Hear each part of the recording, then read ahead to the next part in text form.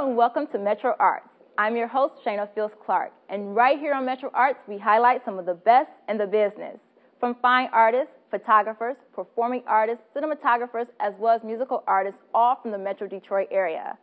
On today's show, we have pop R&B soul singer Monica Blaire, actor, writer, and director Bailey Boudreau, and award-winning Wayne State University dance student Nick Caramagno.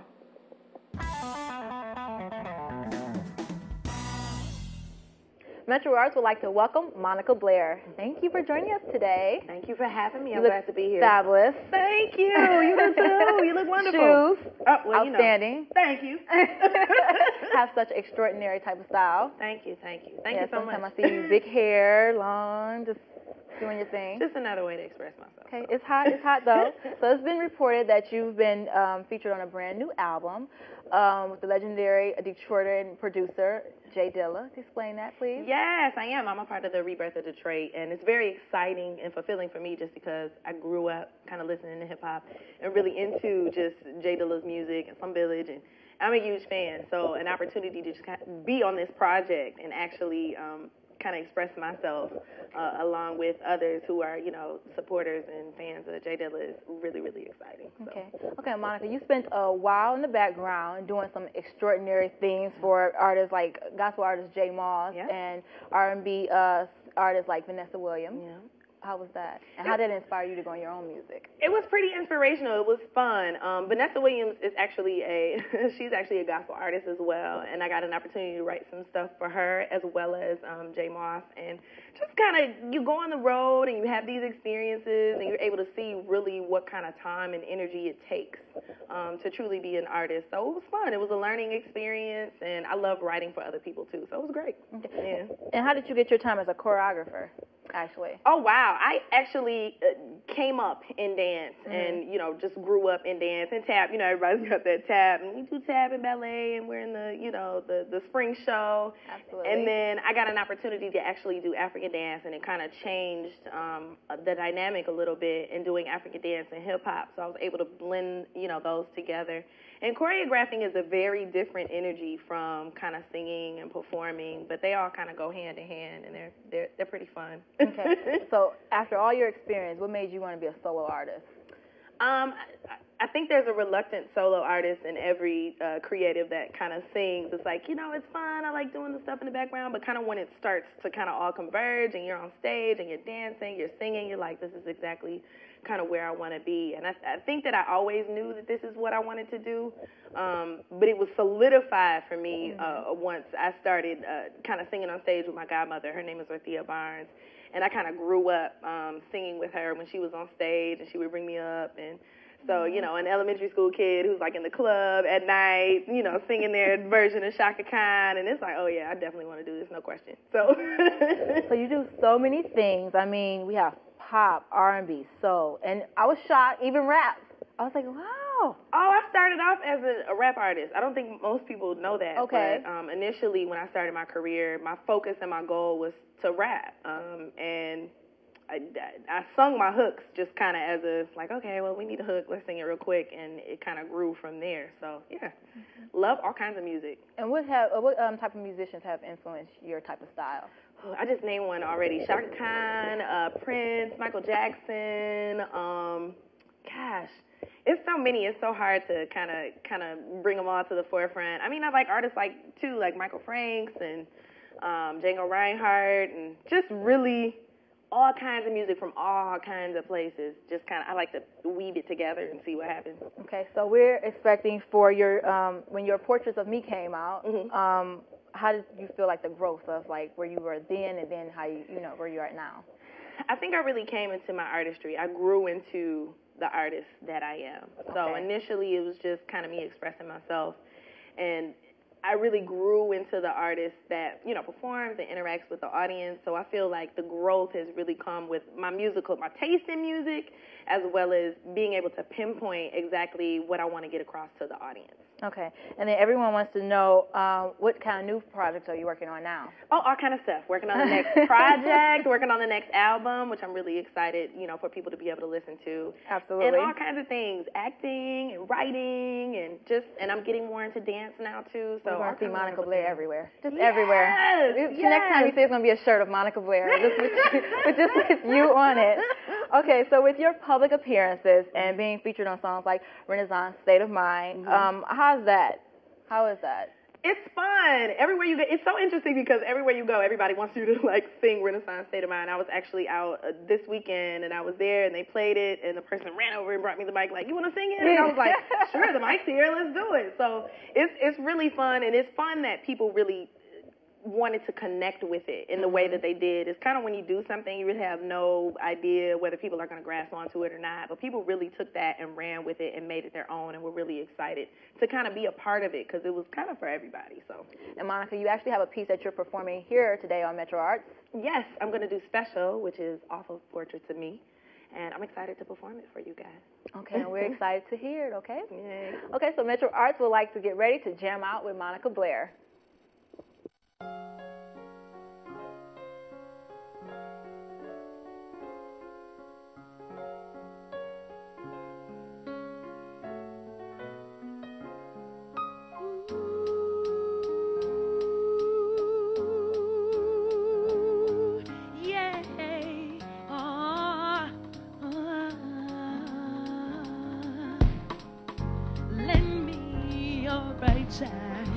Give me your dreams and show me your nighttime, and please build it too. Have me by your side, let me hold your hand. Show me all the ways of your world, darling. You make me feel like this is so unreal, darling. Please don't ever leave me,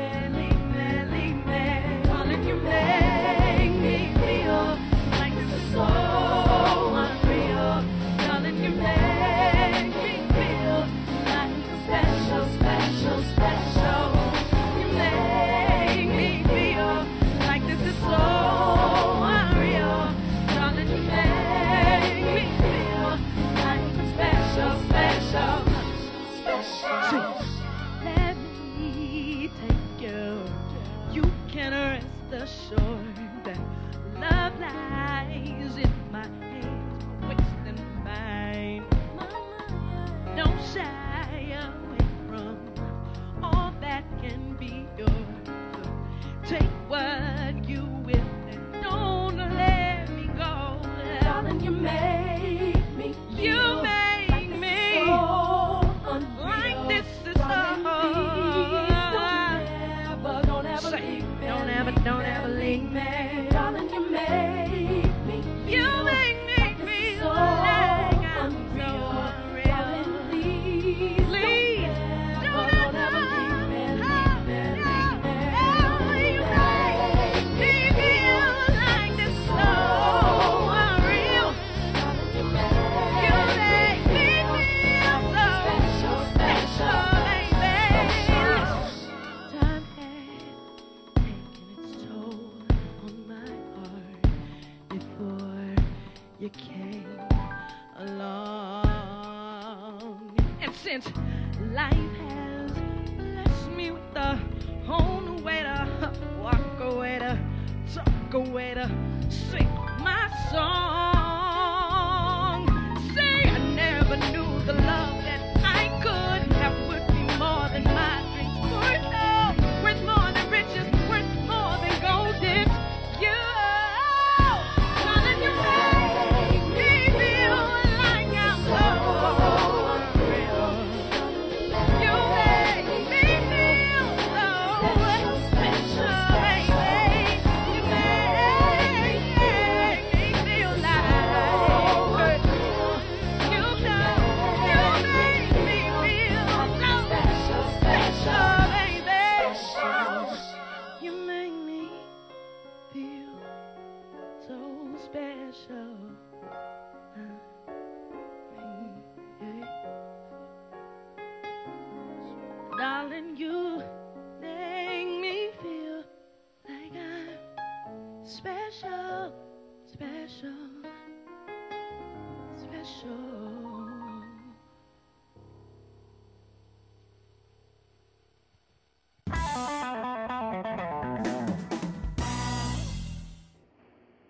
Now performing an excerpt from the White Trash Debutante Ball, here's Bailey Boudreau.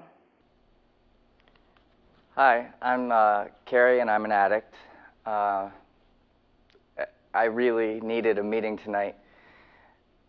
I just got done doing a performance, and I had a surprise waiting for me when I got off stage. In my dressing room, there was this quaint little German fellow, a reporter, who had been assigned my story for an article. And of course, being the stage hog that I am, I snapped into character right away, and for some reason, I started spilling my guts to this guy, and I really got to thinking, and I realized after all my time in this program, I still don't have it figured out. I feel just as lost as I did when I was a little boy, only now I'm not so little, and I'm a man, supposedly. And I'm not quite sure where I stand in life. Over the years, my idea of God has changed and modified so much to fit whatever situation I found myself in. I always took a lot of comfort in the idea and presence of something bigger and more powerful than me. I hate power. It scares the hell out of me.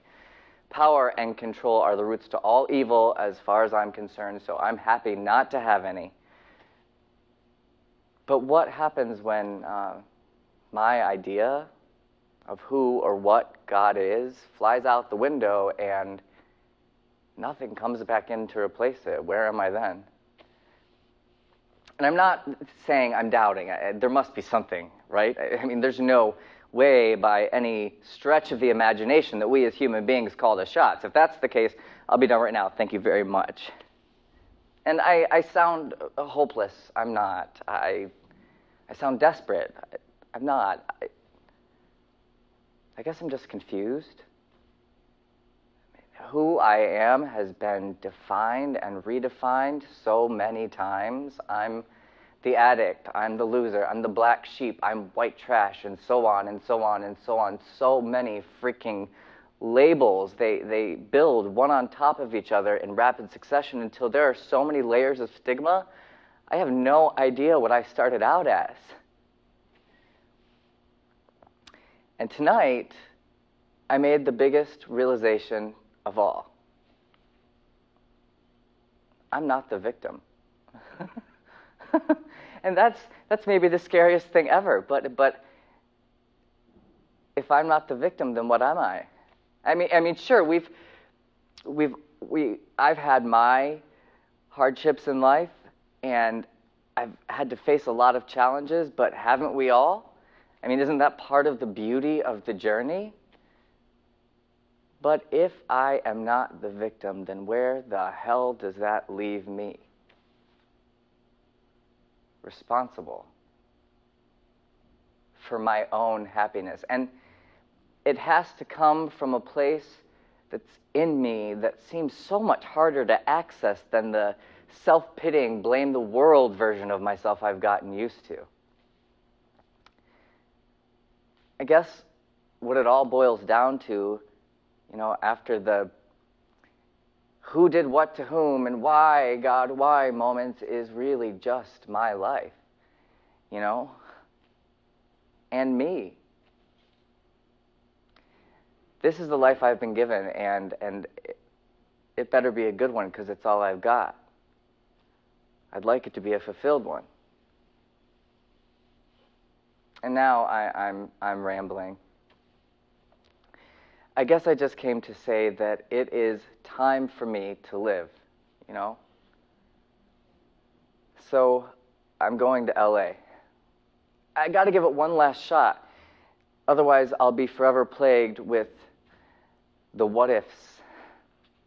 And I know today I'll be able to adapt to life there as I have everywhere else, only this time I'll be doing it to explore, not escape. Right. And with that, I will pass. Thank you for listening.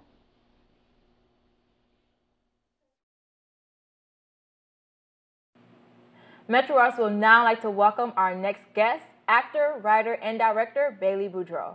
Hi, how are you? Hi, good. Thank you for joining us here on MetroArts today. Oh, great to be here. Okay, so we just saw a piece that you just done. Like, tell us a little bit about that. It comes from my one-man show that I wrote called White Trash Debutante Ball. That was an excerpt called Adaptation. And it's about, obviously, it's about this character who, the entire show is just one person. That's a one-man show. Which is you. But it's, it's a character. It's loosely based off of me. From age 7 to age 37, and you see him every 5 years, and how his life has changed. And so that particular piece was at age 27. Now, what puts you in the mindset to come up with such a piece? Because is it based off your life a little bit? It is. I mean, that's the foundation of it, and then the character was built from there. Okay. And it sort of just took on a life of its own, actually. It started out as one monologue for a friend's benefit, and then it became a rolling thing, so I went with it. Okay, so you were the creator as well as co-producer, writer, director, and actor, that's a mouthful, of the 2011 Raw Festival. Can you tell us a little bit about that? Yeah, the Raw Festival was really exciting. We did, a good friend of mine passed who had been a student at Wayne State, and there was a scholarship fund set up in his name. And so we decided, rather than just sitting around and mourning, he had been a really, really important person in the artistic community, and we thought, let's do something for him. So we put together this festival, and the point of it was to really get down to the visceral nature of the theater and to present 3 days of just new, exciting, all local work, and all of our money went to the scholarship fund at Wayne State in his name. So it was a very exciting experience. That's great that you give such a good cause by doing that, actually. Well, he was a very important person. I think could have changed the face of the arts had he still been here. That's great. So, I mean, you do a lot of acting by creating your own roles, but how does it differ from when a playwright gives you a script to create, versus that character? I think I don't think it differs, because I think mentally when you write a play, you're there, and then when you're acting a play, you're acting. So you're not the playwright when you're playing your own character, even. It's pretty much the same thing. You sort of put on the different hats, Mm-hmm. And what do you want your audience to gain when they see your show? From White Trash Debutante Ball, I hope that people leave just with more acceptance of other people, and hopefully an inspiration to change things in their own lives that they need to change. Okay, so you have your own acting company, and Yes. It's called Wicked Green Acting. Yes. What made you want to decide to create that? I created it at 21 in Chicago because I've always liked to be in control. We did a lot of stage readings and a lot of different things, a small independent film here or there, but I like having it because we can try new works, and right now I also use it to coach young actors that are auditioning for performing arts programs in colleges throughout the country. So I coach the students privately, and I went to a great school, I had a great experience. I like to give forward what I can. That's great. And right quick, what can we expect from you in the future? Hopefully good things. Let's say that. Absolutely. I'm working on another. We're looking for another Raw Festival for the summer. We're working on it. It's very loose right now, but also I'm working on another production, all original works, and it's going to be exciting, hopefully. Well, thank you, Bailey, so much for joining us here on MetroArts. Oh, thank you. I hope you keep up your success. Thank you very much. All right. And thank you guys for tuning in to MetroArts to see Bailey.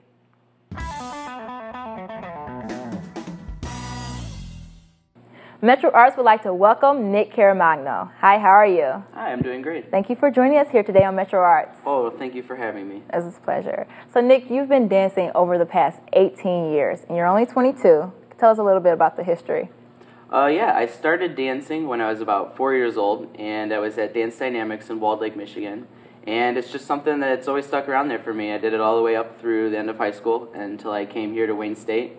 And this is my 4th year here in the dance department, and it's just something that I love, and I've always keep doing it. Great. But you're not also a dancer. What else do you do? I'm technically a double major in dance and film. Those are my two primary areas. Triple threat. Triple threat. I also I specialize in integration of technology and multimedia into dance performance. And it's something that's just really caught my interest, and being here at Wayne State, I've had the equipment to do it, and the space and the rehearsal and the dancers, and it was just something that I really just came to start pursuing. And that's great. That's great. So what made you want to take technology and incorporate it into dance? Well, technically, when I came here, I didn't even know about it. But when I got here, I met a man named Kelly Gottesman, and he really took me under his wing and taught me a lot about what he's done with technology and dance before.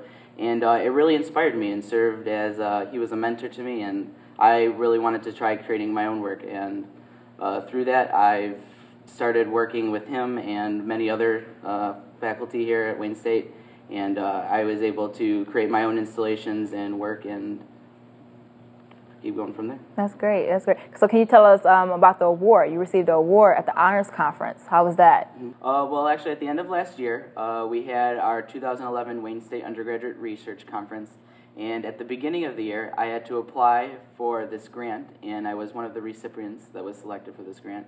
And through that, I used my grant funding, and I purchased a lot of equipment, and I created a studio installation in our studio theater on the 3rd floor of Old Main. And from there, I was able to do a lot further experimentation, working on my multimedia and how I can bring that into the performance. And concluding that, I created a 14-minute presentation that I presented at this conference. And at the end, the Academy's scholars selected 5 presentations that they thought were outstanding, and I was one of them. Great. And it was great. And from there, I wrote another application to the National Conference of Undergraduate Research, taking place this year at Weber University in Ogden, Utah, and I was actually selected to be in that. And it was just a great honor because I was selected out of over 3,500 applicants. Wow, wow. That is great. That's a lot, but that's great. A long process. Yes. Okay, so do you, just by attending Wayne State, are there many students that are incorporating, you think, dance and technology there or in the city of Detroit? Personally, I'm the only person in the department right now with this particular interest, but I am trying to bestow or hand down my information onto the upcoming classmen. Pull some more people aboard. Yeah, just kind of keep it alive, and because it's something that's so new and it's unique to our university especially. You don't see it typically too many other places. So I really want to keep it going and build a little momentum and then just keep it going. Okay. And have any other parts of the city influenced your creativity? Just being here in Detroit, it's a very inspirational city, just taking in the atmosphere, the environment, the people that are here, and I use all of it, the energy, and it inspires me, and I use that to kind of create my work and keep going from there. Okay. Now, were you born and raised here in the city of Detroit? Just outside the city of Detroit. I'm from like the White Lake, Walled Lake, Novi area. Okay, okay. So where do you see this dance and technology fusion going in the future? I would like to continue creating work here. This year I've got 3 or 4 pieces or works that I'm working on currently, and I want to keep showing off my work around here, and then I'm still going to be here finishing up my film degree after I'm done with the dance department. So I would like to try to produce a couple experimental dance films as well, incorporating my knowledge that I have thus far of technology, and see kind of just where that takes me. I run my own business, and I've got a lot of different things going on here, but it's pulling me in all these different directions, but I want to see if I can kind of make them all come together somehow. So can you tell me a little bit about the concept that goes into dance and technology as creating it together? Yeah. Right now what I'm currently working with is I've got projections in the space, and using that I can cast any type of content, whether I'm working with creating some type of atmosphere or working with interactive, as if the person is moving in the space and they're in the environment and it almost responds to them. I've worked with pre-animated interactivity where I create the animations and it's choreographed that the dancers know how to react to it, and I'm currently moving into doing real-time interactivity, as if there's like live feed video cameras watching the dancers and performers, and using the input from those cameras, it'll kind of manipulate their environment and surroundings. And then from there, I have one other thing I'm trying to work on, And that's actually physically embedding sensors into the costumes of the dancers so that we can actually get information based off of their movement right off their bodies. We might expect a video game from you very soon then. It's a very interesting concept. It can always happen. Well, thank you, Nick, for joining us here today on MetroArts. And thank you for having me.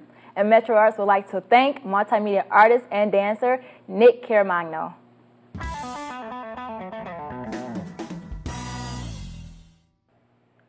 Well, we hope you enjoyed today's show, and I would like to thank our special guests, Monica Blaire, Bailey Boudreau, and Nick Caramagno for joining us here today.